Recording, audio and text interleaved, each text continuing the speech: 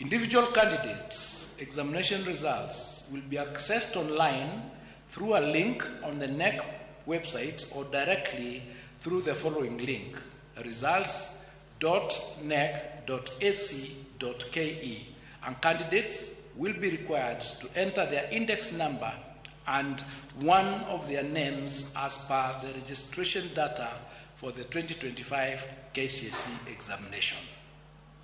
The results will be live and accessible immediately after the end of this function. It is now my humble duty and privilege to declare the 2025 KCSE examination results officially released.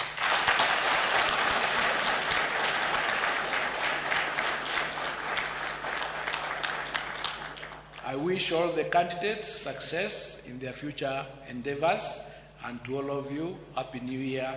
Thank you.